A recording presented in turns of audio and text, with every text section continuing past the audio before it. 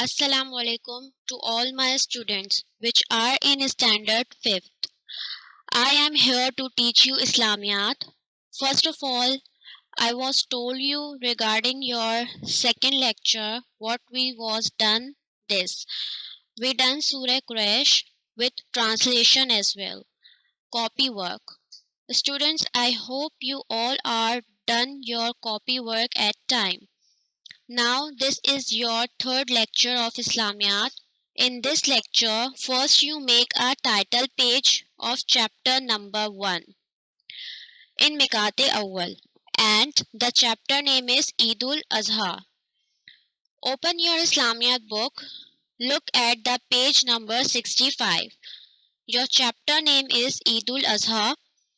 In my third lecture of Islamiyat, I am giving an explanation regarding this chapter as well.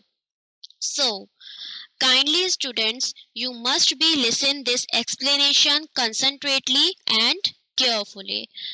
Look at the page number 65.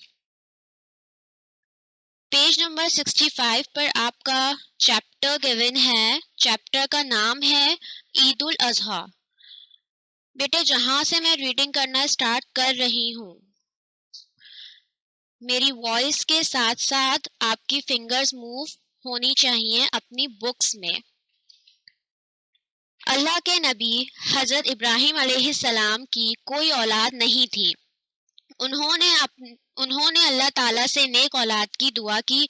अल्लाह ताला ने उनको और उनकी ज़ौजा बीवी को कहते हैं, हजरत हाजर रज़ी अल्लाह अन्हा को बहुत प्यारा बेटा अता किया जिसका नाम इस्माइल रखा गया. हजरत इब्राहिम अलैहिस्सलाम अपने बेटे से बहुत मोहब्बत करते थे. जब हजरत इब्राहिम अलैहिस्सलाम 10 साल के हुए तो एक रात हजरत इब्राहिम अलैहिस्सलाम ने ख्वाब देखा कि वो अपने प्यारे बेटे को ज़िबाह कर रहे हैं. अल्लाह के नबी का ख्वाब अल्लाह की तरफ से होता है. हजरत इब्राहिम अलैहिस्सलाम समझ गए कि ये अल्लाह ताला का हुक्म है. उन्होंने अपने प्यारे बेटे हजरत इस्माइल को अल्लाह ताला की राह में यानी कि अल्लाह ताला के रास्ते में कुर्बान करने का फैसला कर लिया. अल्लाह का नबी बचपन ही से अल्लाह का नबी होता है. हजरत इस्माइल अलैहिस्सलाम भी अल्लाह के नबी हैं. हजरत इस्माइल अलैहिस्सलाम ने अपने वालिद हजरत इब्राहिम अलैहिस्सलाम से कहा, आप अल्लाह ताला का हुक्म पूरा कीजिए, इंशाअल्लाह ताला आप मुझे सब्र करने वालों में पाएंगे. ये बाप बेटे अल्लाह के हर हुक्म पर अमल के लिए हर वक्त तैयार रहते थे. हजरत इस्माइल अलैहिस्सलाम को लेकर हजरत इब्राहिम अलैहिस्सलाम मिना की तरफ चल पड़े. अल्लाह ताला से मोहब्बत का ये मंजर देखकर शैतान बहुत जल रहा था.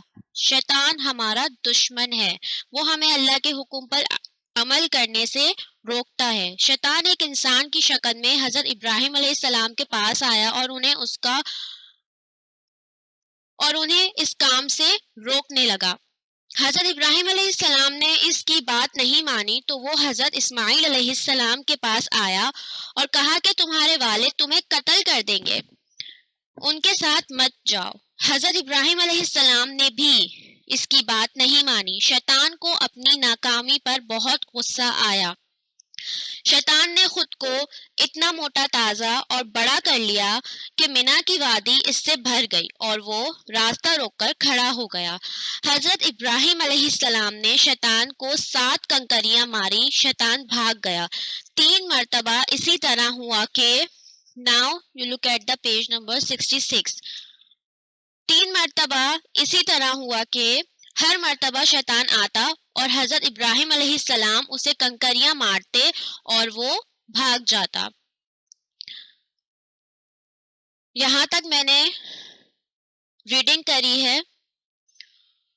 जिसको मैंने आपसे कहा था कि मेरी वॉइस के साथ साथ आपकी फिंगर्स मूव होंगी आपकी बुक्स में, कि मैंने कहाँ से रीडिंग करना स्टार्ट की है और कहाँ पर रीडिंग एंड की है. अब मैं आपको एक्सप्लेनेशन दूंगी. बच्चों, अल्लाह के नबी हजरत इब्राहिम अलैहिस्सलाम की कोई औलाद नहीं थी. हजरत इब्राहिम अलैहिस्सलाम ने अल्लाह ताला से दुआ की कि अल्लाह ताला हजरत इब्राहिम अलैहिस्सलाम को नेक औलाद से नवाजें. अल्लाह ताला ने حضرت ابراہیم علیہ السلام اور حضرت ابراہیم علیہ السلام کی زوجہ، جیسا کہ میں نے آپ کو بتایا کہ زوجہ کا مطلب بیوی ہوتا ہے، اللہ تعالیٰ نے ان دونوں کی ہی دعا کو اپنی بارگاہ میں قبول و منظور عطا فرمایا اور انہیں ایک بہت پیارے بیٹے سے نوازا جس کا نام اسماعیل رکھا گیا۔ حضرت ابراہیم علیہ السلام اپنے بیٹے سے بہت محبت کرتے تھے، اور جب حضرت اسماعیل علیہ السلام 10 سال کے ہوئے تو ایک رات حضرت ابراہیم علیہ السلام نے خواب میں دیکھا کہ وہ اپنے پیارے بیٹے کو ذبح کر رہے ہیں، یعنی کہ اپنے پیارے بیٹے کو قربان کر رہے ہیں۔ اللہ کے نبی کا خواب اللہ کی طرف سے ہی ہوتا ہے، اور اس خواب میں اللہ تعالیٰ اپنے نبی کو حکم دیتے ہیں کہ انہیں کیا کرنا ہے۔ حضرت ابراہیم علیہ السلام سمجھ تو گئے تھے کہ اللہ تعالیٰ کا حکم ہے اس خواب میں کہ انہوں نے اپنے پیارے بیٹے حضرت اسماعیل علیہ السلام کو اللہ تعالیٰ کی راہ یعنی کہ اللہ تعالیٰ کے راستے میں قربان کرنے کا فیصلہ کر لیا ہے۔ یہ فیصلہ کس نے کیا ہے؟ اللہ تعالیٰ نے۔ اللہ تعالیٰ نے یہ فیصلہ کر لیا تھا کہ حضرت ابراہیم علیہ السلام جو ہیں وہ اپنے پیارے بیٹے حضرت اسماعیل علیہ السلام کو اللہ تعالیٰ کی راہ میں قربان کر دیں گے۔ اللہ کا نبی کا بچپن ہی سے اللہ کے نبی کہلاتے ہیں، چاہے وہ 5 سال کے ہوں 10 سال کے ہوں، شروع سے ہی وہ اللہ کے نبی کہلائے جاتے ہیں۔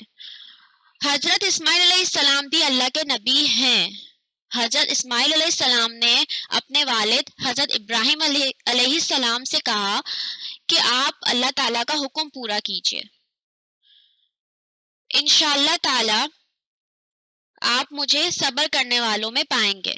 اب اس جملے کا کیا مطلب ہوا؟ انشاءاللہ تعالیٰ آپ مجھے صبر کرنے والوں میں پائیں گے۔ حضرت اسماعیل علیہ السلام اپنے والد سے کہتے ہیں کہ آپ اللہ تعالیٰ کا حکم پورا کیجیے، اور اللہ تعالیٰ کا حکم کیا تھا کہ حضرت ابراہیم علیہ السلام اپنے بیٹے کو قربان کریں اللہ کی راہ میں۔ حضرت اسماعیل علیہ السلام کہتے ہیں کہ آپ اللہ تعالیٰ کا حکم پورا کریں اور انشاءاللہ تعالیٰ اللہ اور آپ مجھے صبر کرنے والوں میں پائیں گے، یعنی کہ میں صبر سے اللہ پاک کی راہ میں قربان ہو جاؤں گا۔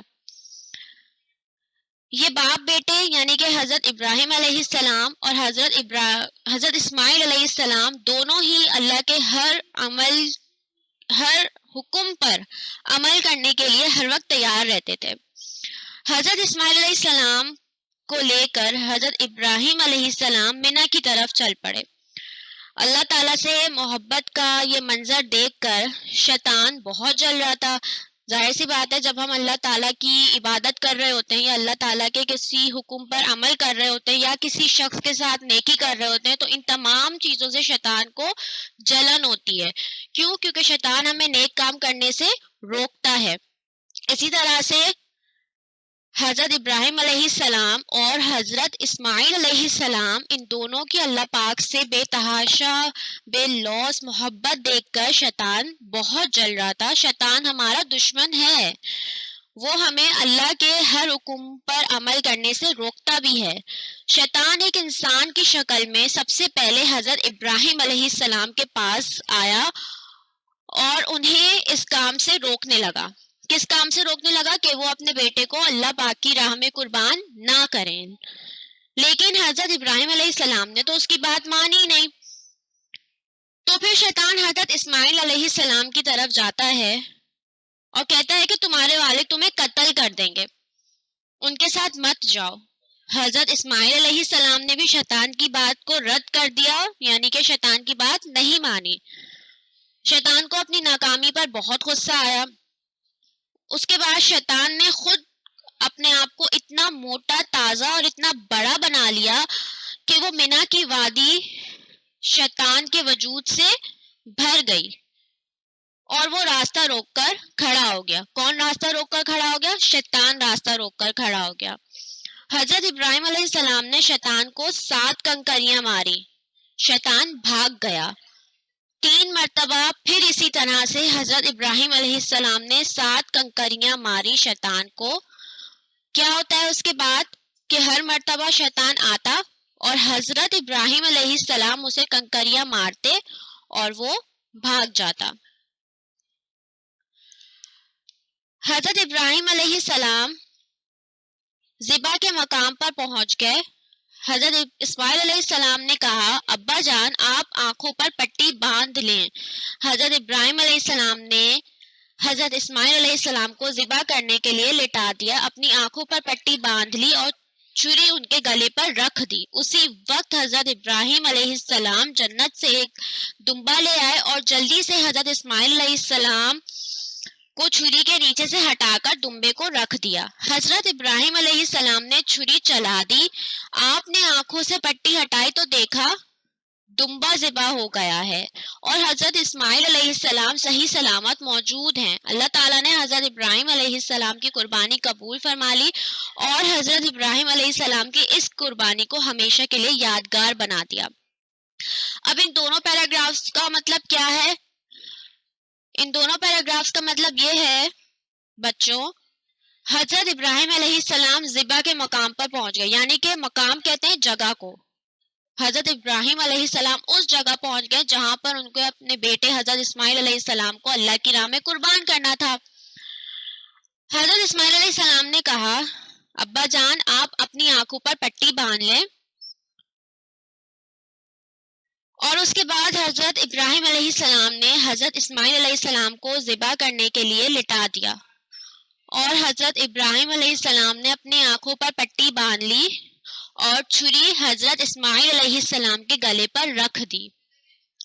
اسی وقت حضرت جبرائیل علیہ السلام جنت سے ایک دمبا لے آئے اور جلدی سے حضرت اسماعیل علیہ السلام کو چھری کے نیچے سے ہٹا کر انہوں نے دمبے کو اس جگہ پر رکھ دیا. حضرت ابراہیم علیہ السلام نے چھری چلا دی. اس کے بعد جب حضرت ابراہیم علیہ السلام اپنی آنکھوں سے بندھی پٹی ہٹاتے ہیں تو وہ دیکھتے ہیں کہ دمبا ذبح ہو گیا ہے. حضرت ابراہیم علیہ السلام صحیح سلامت موجود ہیں. اللہ تعالیٰ نے حضرت ابراہیم علیہ السلام کی قربانی کو قبول فرما لیا. حضرت ابراہیم علیہ السلام اس قربانی کو ہمیشہ کے لیے یادگار بنا دیا. اللہ تعالیٰ نے ہم تمام انسانوں کے لیے حضرت ابراہیم علیہ السلام کی اس قربانی کو ہمیشہ کے لیے یادگار بنا دیا. بچوں آپ کو ایک بات آپ کے پیرنٹس کہتے ہوں گے کہ نیت ثابت منزل آسان, یعنی کہ جو کام آپ کرنا چاہتے ہیں وہ نیکی کی راہ کے لیے ہونا چاہیے, اور اس کے لیے اگر آپ سچے دل سے عقیدہ کر لیتے ہیں, اس پر یقین رکھتے ہیں, تو بے شک آپ کا وہ کام ہو جاتا ہے. اسی طریقے سے حضرت ابراہیم علیہ السلام نے بھی اللہ کے حکم کو مانا. ان کا عقیدہ تھا, ان کا یقین تھا, ان کا ایمان تھا, اور وہ اللہ کی راہ میں اپنے اکلوتے بیٹے جس کو انہوں نے اللہ پاک سے کافی دعاؤں کے بعد مانگا تھا, تب جا کے اللہ تعالیٰ نے انہیں بیٹے سے نوازا تھا جس کا نام انہوں نے حضرت اسماعیل علیہ السلام رکھا تھا. انہوں نے اپنے اکلوتے بیٹے کو اللہ کی راہ میں قربان کرنے کا فیصلہ کر لیا. تو اللہ پاک نے ان کی اس قربانی کا, ان کے اس فیصلے کا ان کو کیا اجر دیا کہ حضرت جبرائیل علیہ السلام کو جنت سے ایک دمبا لے کر بھیجا, اور اس دمبے کو حضرت اسماعیل علیہ السلام کی جگہ لٹایا گیا. حضرت ابراہیم علیہ السلام نے اس دمبے کو قربان کیا. ٹھیک ہے, انہی تمام باتوں کے بعد حضرت ابراہیم علیہ السلام کی اس قربانی کو ہمیشہ کے لیے یادگار بنا دیا اللہ پاک نے. بچوں یہ جو چیپٹر میں نے آپ کو ریڈ کر کے سنایا نا بیٹے, یہ پیج نمبر 65 پہ مینشن ہے اور پیج نمبر 66 پر مینشن ہے, جو کہ آپ کا یہاں سے سٹارٹ ہو رہا ہے. اللہ کے نبی حضرت ابراہیم علیہ السلام کی کوئی اولاد نہیں تھی, اور پیج ٹرن کر کے دیکھیے یہاں پہ اینڈ ہو رہا ہے حضرت ابراہیم علیہ السلام کی اس قربانی کو ہمیشہ کے لیے یادگار بنا دیا. آپ نے اپنے گھر میں کیا کرنا ہے, ہوم ورک میں آپ کو بتا رہی ہوں کہ آپ نے اپنے گھر میں کیا ہوم ورک کرنا ہے اپنے اس اسلامیت کے 3rd لیکچر سے related. What you do at your home.